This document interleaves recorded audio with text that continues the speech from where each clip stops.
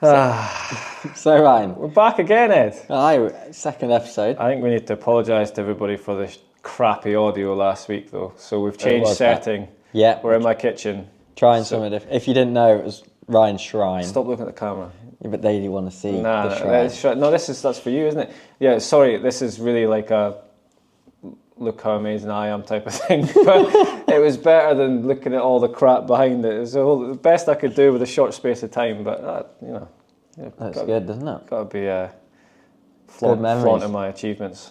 How sad is that? Oh God! And what's been going on with you this week then, Ed?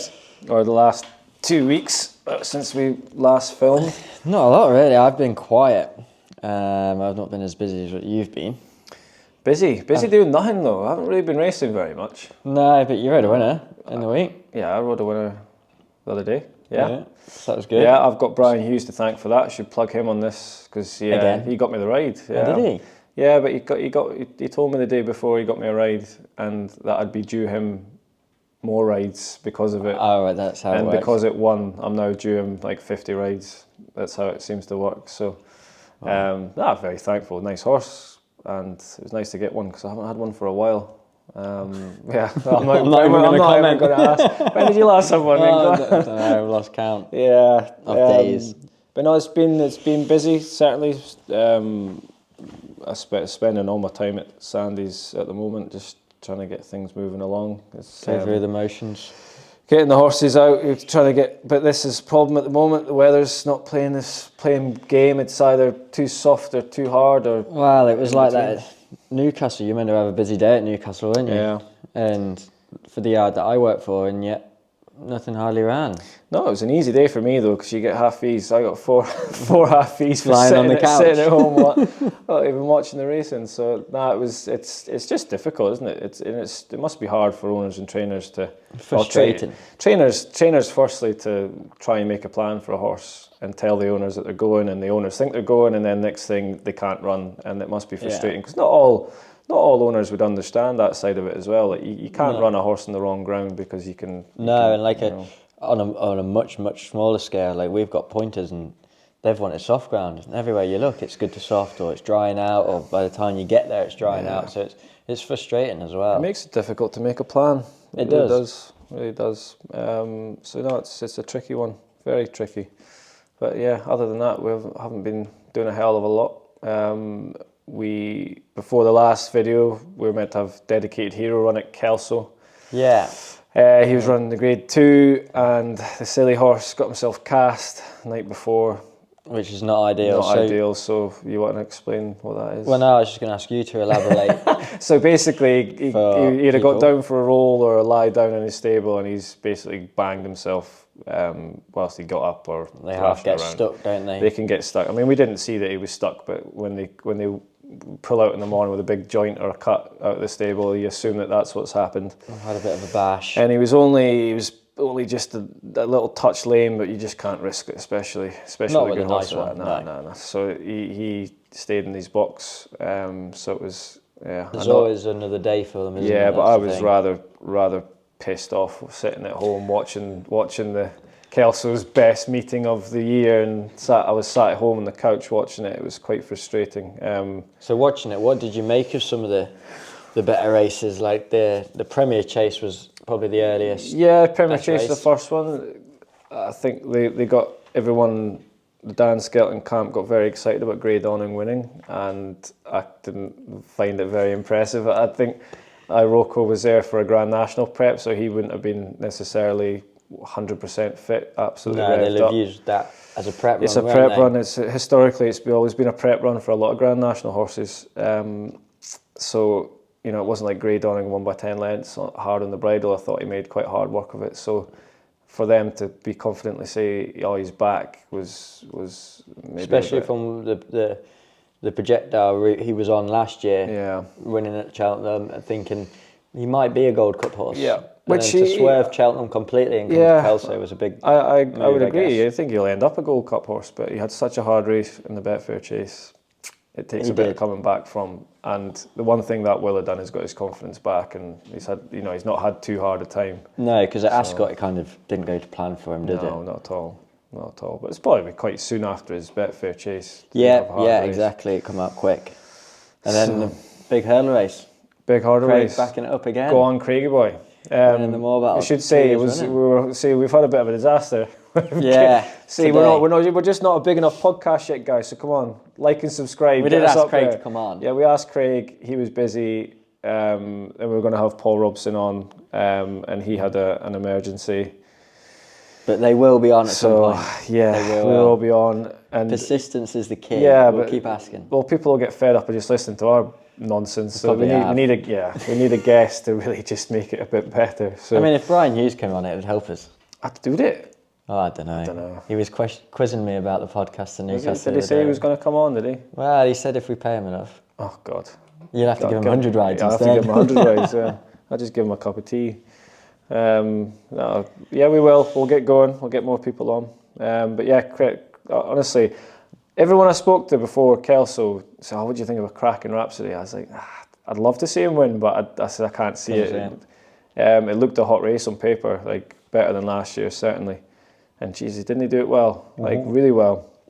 You got to be happy with that. He did as well, and for Ewan and his team as well. What a credit to get the horse back in such great nick. Do you know, he's probably someone that doesn't get the credit he deserves in terms of like training. Like Ewan's a very, very good trainer, especially in it's a handicap as well. Yeah, like, and he's targeted that race and where he's taken the horse, and I think we said before, didn't we? The horse likes going to Kelso.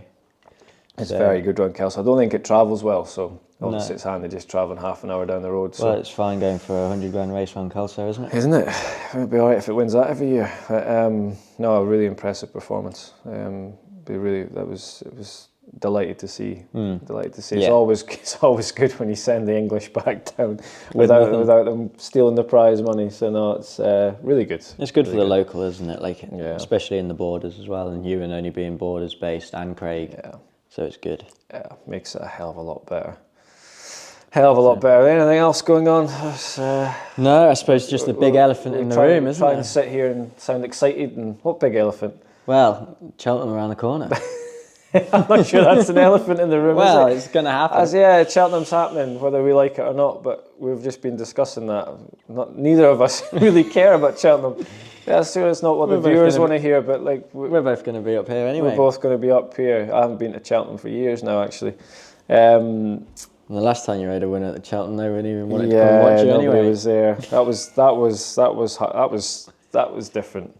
So in what way was it different then? Well, you see, so going down to Cheltenham at any time for a ride is great, right? If you've got a chance, it's not so great if you've not got a chance. Yeah. And it was during COVID. And I went down thinking, got a little squeaks, good ride. Yeah. And then it won, and there was an empty grandstand, nobody there. Couldn't even have my family there. It was just very different, very strange. Yeah, it's so I've managed a Cheltenham winner, but not managed to come into the Cheltenham roar. No. Did they play the music still? I can't remember, to be honest. I'm sure they would have done. But it's still something that you can be proud of.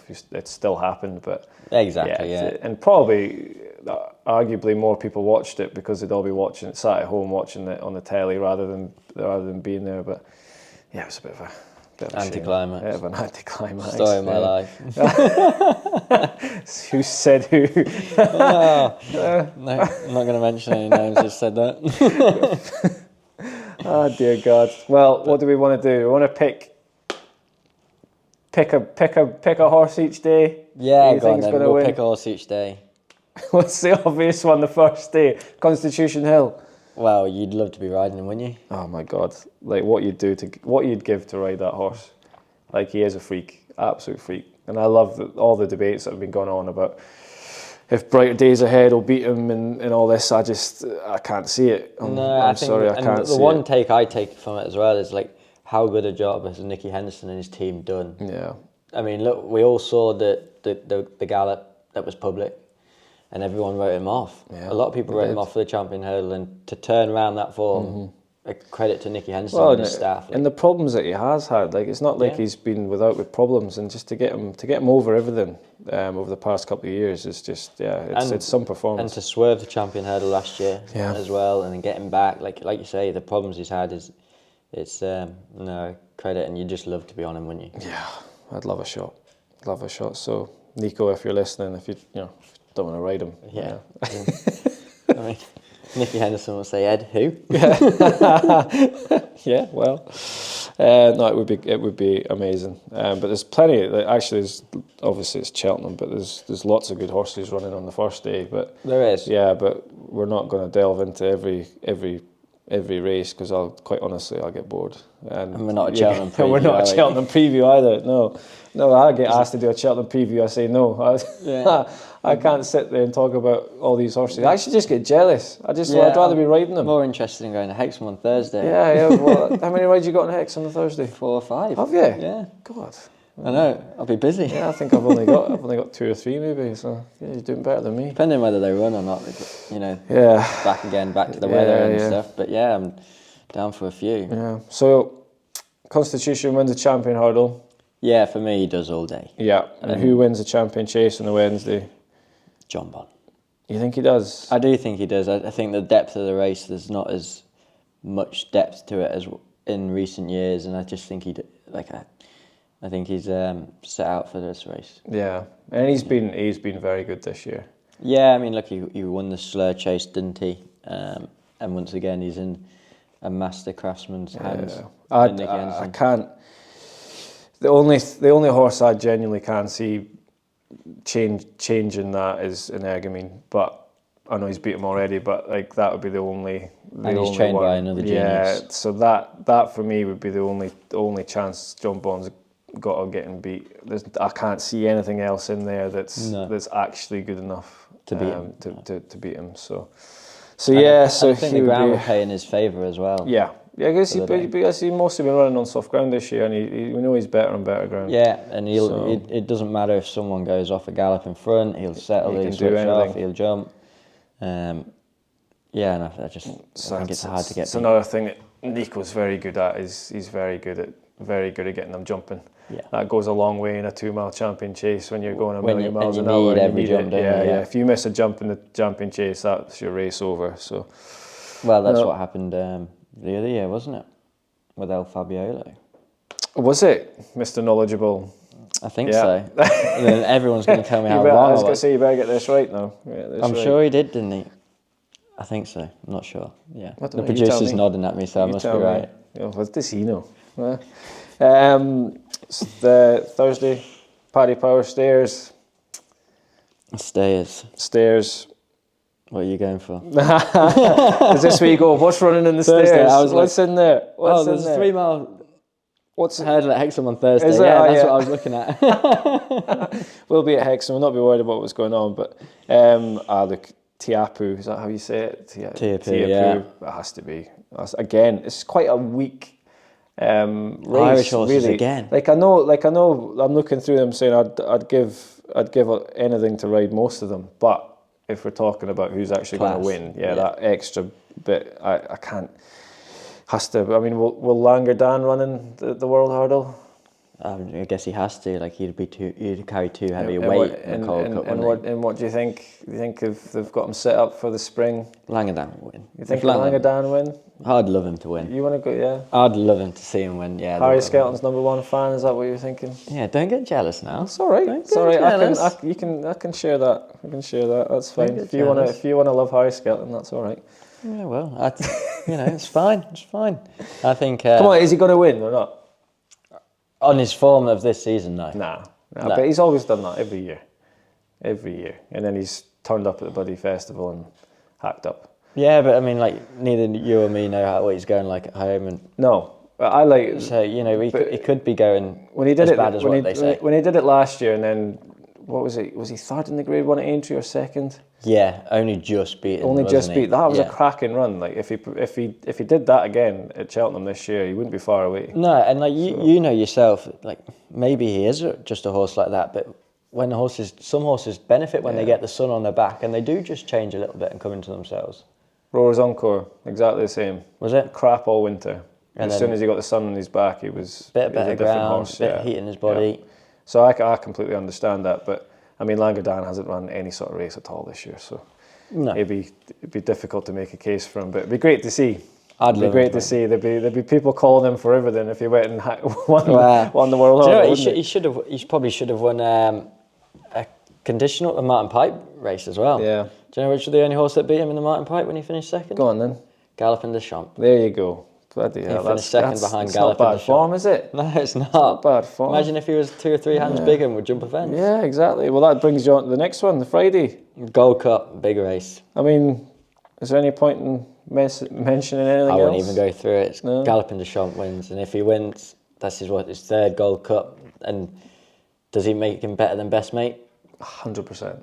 100%. 100%. Not just. But that would be the question that we put out not there. just his Gold Cups, just everything he does in between. I mean, He's some monster. he just looks. Do you know what? I'd actually rather ride that in Constitution Hill. Well, that was going to be my next question. I would If actually, you could pick one to ride at yeah. the festival, mine would have been Galloping Deschamps. Like, I prefer riding over fences to hurdles. I love his way of going. You're scared though. Friday, You're too scared. I'd pick someone to ride in the bumper. You want to be a flat jockey, really. No. But you know, like just the way, like it's in his name, the way he gallops and jumps, he just looks relentless, unreal. isn't he? Unreal. Like I'd choose to ride him over anything. Paul Townend's a lucky man. All his Job he's the got. book of rides he has this week is just frightening. And I was lucky enough to go over and ride out with Willie Mullins. And how was that? How did you find that? Very different. The gallops very hard work, which no wonder that they get to the racecourse and they're loose. Like they're loose, literally. Like it's they get grafted, and you know they're fitter than everything else. They're harder than everything else. They just, and there's so many horses around, and there's not one horse I looked at and thought, oh, I don't like that. Like it's just quality everywhere. Everywhere you look. It's just better than when you're the best, you can attract the best. exactly. Like it is a monster operation, and like how they even manage to run it day to day is beyond me. Like to have 250 horses, good horses, and keeping them all fit, well, and happy. It's a hell of a job. You have to have some team behind you. Proper team. But man's a genius, isn't he? I mean, Willie and Patrick. Obviously, he does as much as Willie does now. Yeah. The whole lot of them are unreal. To train as many Cheltenham winners and just to keep churning the quality out as well. That's a pinnacle. It really is. Well, it's the Olympics, isn't it? Yeah. So no, nothing else really worth mentioning in the Gold Cup. Let's be honest. I don't think there is. No, I don't think there is. He's going to win, and he's going to be the Paul Townend's the best horse that has ever been. Yeah. I think so. Yeah. Because the question will be asked and compared to best mate. Yeah. 3 Gold Cups, but for me, he's a better horse than best mate. I would say so. I'd say best mate in his last. Let's not take anything away from best. No, mate. not at all. Absolutely not. He still went out and did it. But there's always going to be a better horse down the line. Do you know, best mate was great. Galloping Deschamps is better. There'll be another one in 20 years time or so. You know, there will be another one comes along. Well, long when we're gone out of the game. That'll be long retired by then. Yeah, hopefully I might be training it. That would be nice, wouldn't it? That'd be nice. That would do.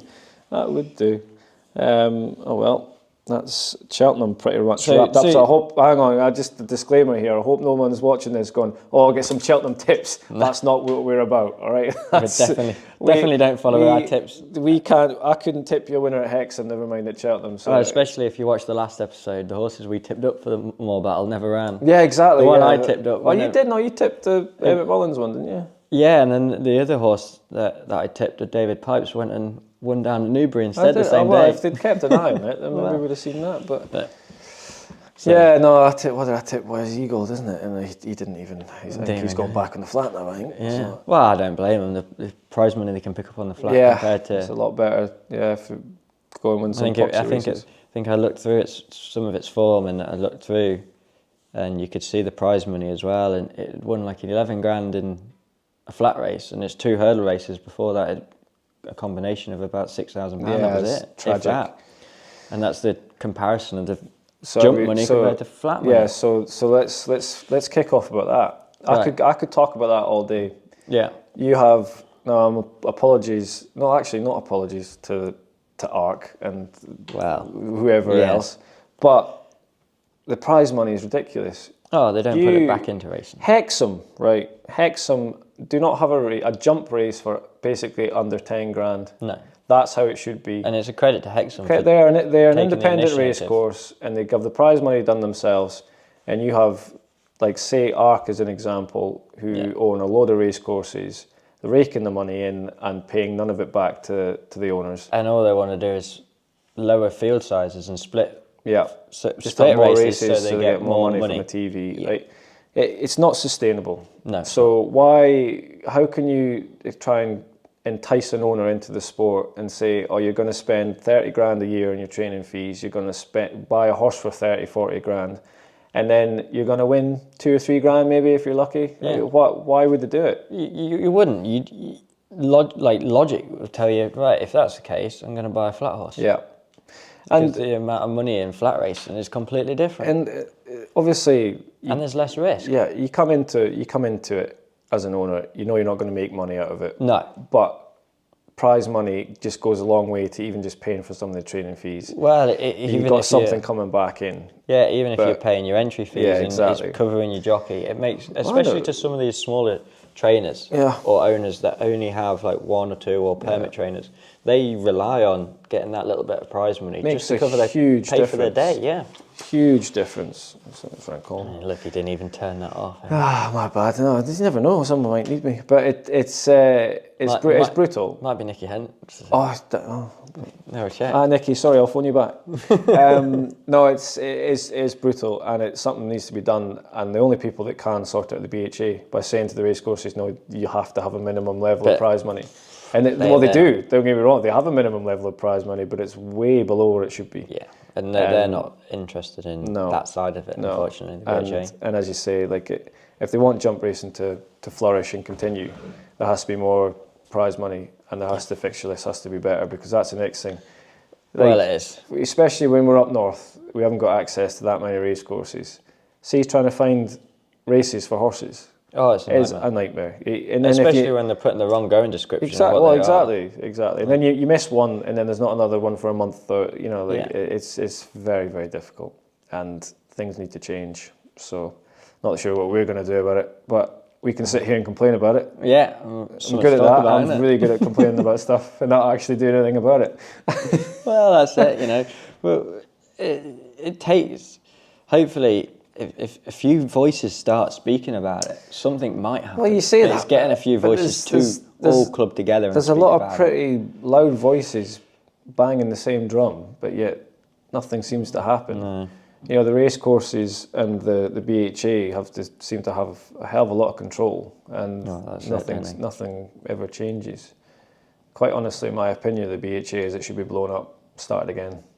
Go again with it. Yeah, that could be controversial, but I don't care.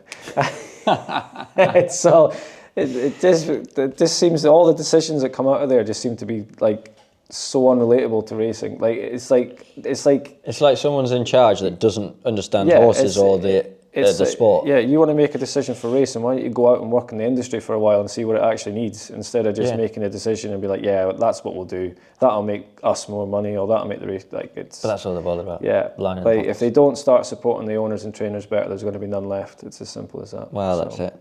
That's a big bold statement.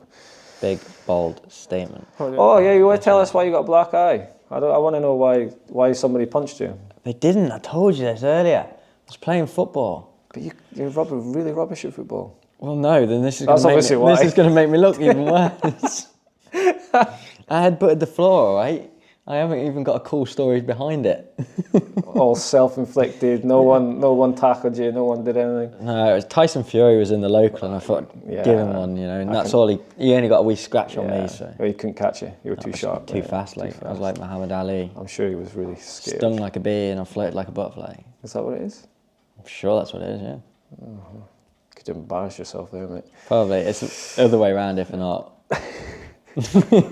Good God, we might just cut that. I don't think you sting like a butterfly, do you? What is it? Float like a butterfly, sting like a bee. That's the saying. Oh, okay. What did you say? Sting like a bee and float like a butterfly. Yeah, no, you got it the wrong way around. I completely forgot to mention. What was that? Well, in the review of the week. Right. Okay. So yesterday we took Mr. Incredible. I have to give everyone a Mr. Incredible update. Right, okay, yeah. So Mr. Incredible, if people don't know, Mr. Incredible was a good horse with Willie Mullins, kind of lost his way, refused to race a few times, so we bought him last summer to run the Grand National. For Sandy to train? Yeah, for Sandy to train. And he's been tricky. Yeah. He sort of plants himself at home, but he's always been a happy horse, which has been the strange thing. Like he enjoys his life, but then you've done many more things rather than racing with him, haven't you? I've done loads, taking him fun rides and hunting and all sorts. And he loves that. He loves it. And then we took him to the races on Boxing Day, and he didn't start. So this has been So just elaborate that on Boxing Day when he didn't start on the qualification for the Grand National. Yeah, it's utterly ridiculous. Another ridiculous rule. It's worked in our favour, but it's still a ridiculous rule that a horse has to start a 3 mile chase. So that's coming under starters' orders. Yes, in the current season before the National. But because he refused to race, but he crossed the start tape, so that was classed as a start. Now, personally, I would suggest that they would have to finish a 3 mile chase before they were allowed to run the National. But look, or at least jump something. Yeah, the rule has worked in our favour in this sense, but because he didn't start, they have a selection committee for the Grand National. Right, so they've said that he's not allowed to run in the Grand National unless he actually runs his next race. So he needs to go to Kelso in 2 weeks' time and start. So we've had a behaviourist, equine behaviourist. You're thinking, what? Go on, elaborate. Yeah, well, his name's Freddie Steele. Right. I came across him through my sponsor, Premier Performance. Just get the plug in there. Get the plug in there. Nutrition supplements. They are very, very good. So alongside starting Mr. Incredible, we call him Willie because we got him from Willie Mullins. So right. Very original. Yeah, very original. That was my idea. Right, okay. So alongside starting Willie on Premier Performance's Gastro Premier, so what it does is it supports their gut. Because horses get ulcers, especially horses that can be quite stressy or quite anxious. That's it. They get it in the foregut, the hindgut, the whole way through. And for anyone that doesn't know what that's caused by a splashing of the stomach acid in the stomach and the hindguts and things like that. And some things that obviously sometimes racehorses when they're full work, they don't necessarily eat well. So when you try, even if you're trying to give them, because ideally the best thing for them is as much hay as you can give them, but they don't always eat enough. Plenty of forage. Yeah, exactly. So this Gastro Premier really helps line the stomach, so it stops all that happening, but it works all the way through the system. And so we started him on the Gastro Premier around the same time that Freddie Steele came on the scene, and he did some behavioural training with him just to try and get that mental block out of his head. Just whisper in his ear, did he? Well, if only it was like that. But I couldn't even really describe what he's done with him. But it's just working away with him and getting him to realise that things are okay. And since we started on the Gastro Premier, and since Freddie started working with him, touch wood, he's been a completely different horse. Okay. A lot happier. And just to sort of go further into it with the Gastro Premier stuff is that... Plug it a bit more. Well, I'm trying to, but it's all relevant to this story because it's changed the behaviour of the horse. So before he started on it, we had the physio see him, and she thought that he needed his SI done, which for the viewers at home, it's just behind the saddle. Yeah. There's a joint. There's a joint behind the saddle that can get sore, and so we give a steroid injection just to ease the. Almost a similar place where it would be on us. Like. It's just like any humans, when we've got sore joints. I've had both my shoulders injected so they're not sore. But after a month on the Gastro Premier, he doesn't need his back. His back's absolutely fine. I'm gonna stretch my leg again. Sorry, just want to. I didn't even mean to do that. Sorry about that. I don't want to get done. So no, it's obviously worked right through the system. So obviously whatever was going on in his guts were affecting his back, and so that's. And there's no way of checking the hind gut for. There's no. You wouldn't have a scope long enough. No, a lot of people would say, look, hind gut ulcers. It's all very well and good saying that this treats hind gut ulcers and things because you can't check. So you can say, but I've seen the difference in the horse and how it's changed. And it changed the horse's behaviour because pain's the wrong word, but it's uncomfortable for a horse when he's got ulcers. It's discomfort. Yeah. It's not pain, it's just discomfort. Yeah, exactly, And he's no longer in any discomfort. And so he's been doing things at home that he's never done before. He's been canting around the gallops himself. He's been doing all sorts. And yesterday we took him for a racecourse gallop to the local point-to-point. Okay, yeah. Friars Hof at Kelso, which thanks to them for letting us gallop. We weren't the only ones there. There was a few people, which was great. Ground was lovely. Right. Scarily, the ground was nicer than most racecourses. Really? Yeah, which shouldn't. A lot of people have said that it could have been a bit hit and miss the ground as well. Yeah, absolutely. But lovely ground. So we did 2 mile 5, jumped all the fancies. Jumped well? Jumped brilliant. Like, he felt insane. Like, so places where he would have stopped before was going past the boxes or past the entrance or past whatever. Paddock and stuff. And he never even thought about it. There was 4 of us went, and I just followed them round, and he finished in front with his ears pricked. And so good. Now he goes to Kelso in 2 weeks' time. And would you, as much as going around there just to take him, so that just to test out them things, was that also to improve his fitness level almost as well? Well, one thing we don't want to do is to ruin what we've done with him. No. So if you gave him too much hard work at home, he might go back to the other way. Going, I don't want to do this, and so it's all about making him enjoy himself. Yeah. So by doing that, we just cantered round for 2 mile 5, and it almost stretches his lungs as well. And his confidence, he's done that easily. Yeah. He's finished in front, thinks he's won a race, and thinks, he's a big boy. He's a big boy, and it was great to see and to feel, because often we've taken him places and he just hasn't wanted to play ball. And now I can't tell you how different he is. So over the moon, but we need to get to Kelso, and he needs to start at Kelso, and he needs to run his race. So fingers crossed he will. Yeah, because he is a proper animal. If we can get any all being well, he goes to Kelso, and then after that, always leaves terrain train. Yeah, he only has 2 weeks between then and. So that's quite a quick turnaround.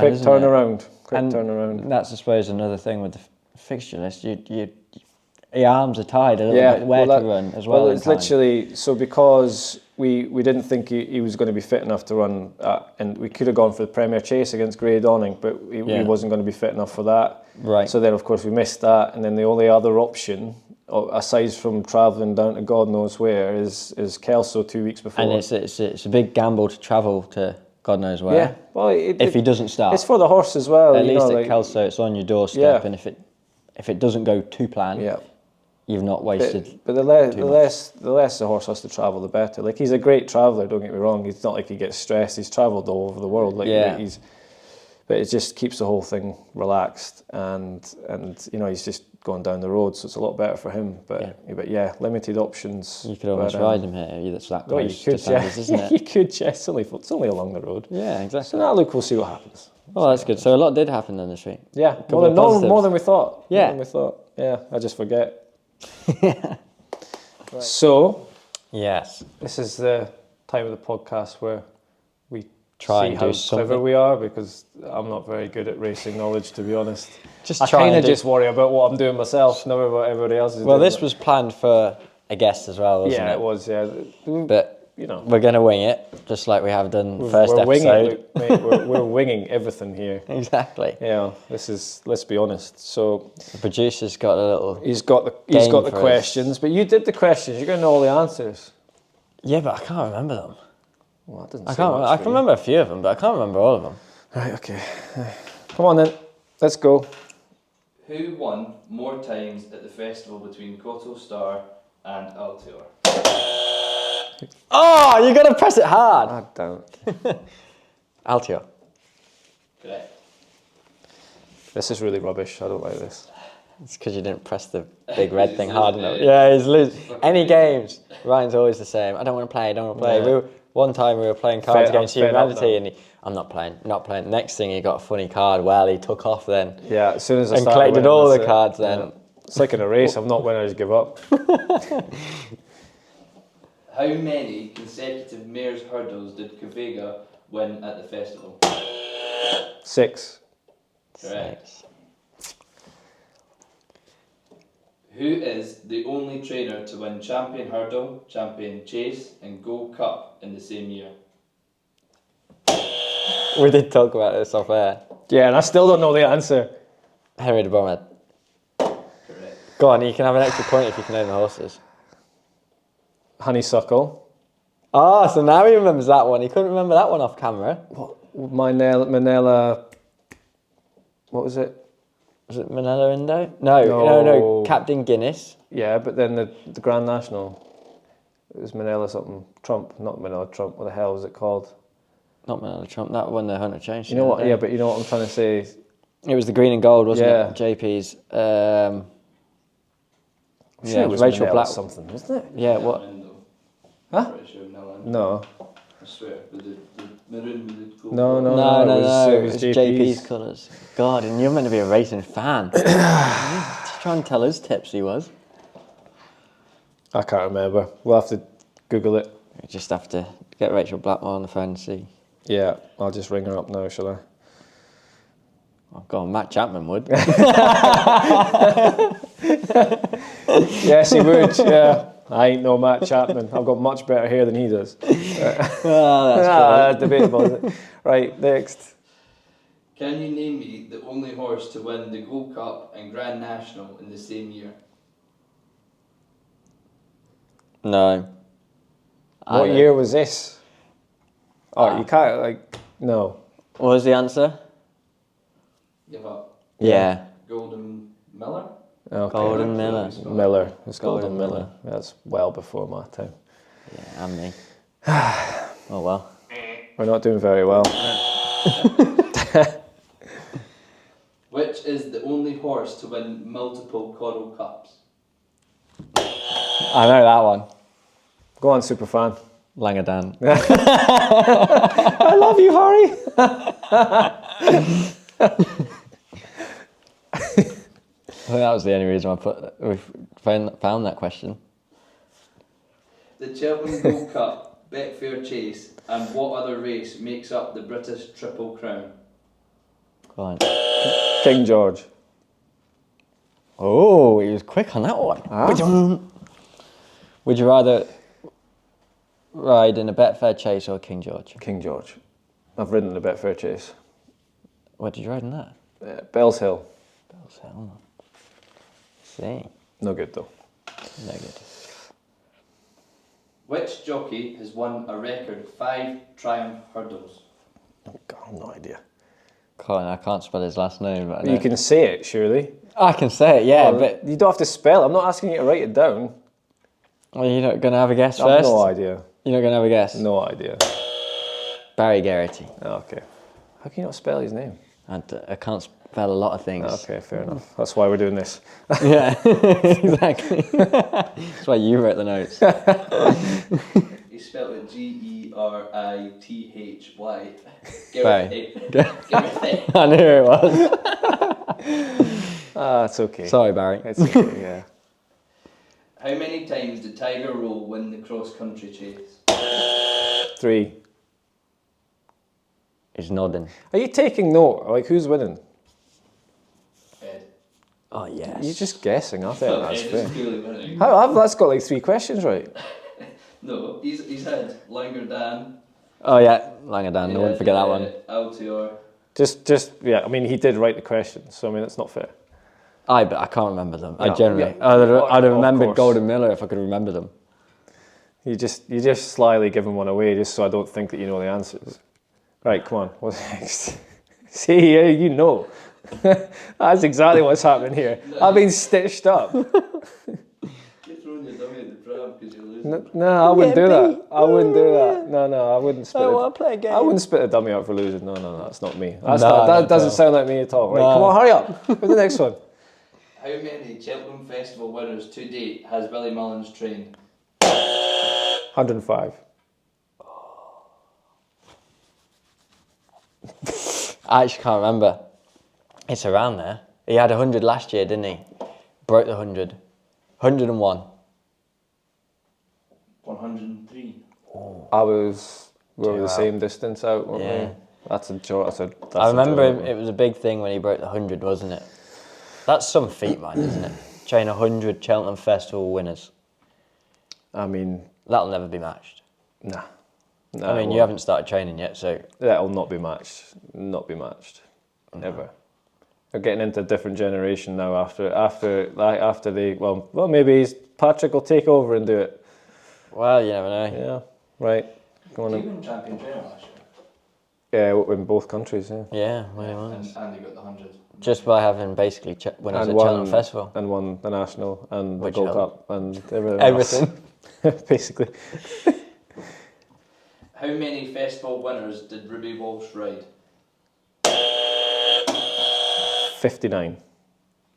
Is that right? Oh, yes. Fuck, I was going to say 49. Oh, is that it? Is that it? Oh. Cut. Game over. Okay, well... Do fire questions into us, hey, for next week. Well, yeah, please, actually, because...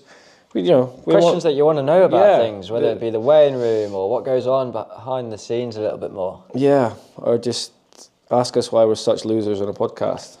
Speak for yourself. But no, any questions would be great. And yeah, next week... Don't forget to like and subscribe. Like and subscribe, and we'll promise we'll get a good guest on next week. Yes, we will try harder. Try harder. Must try harder. The school reports always said that. Did you go to school? Not really. No, I didn't. Do up diddling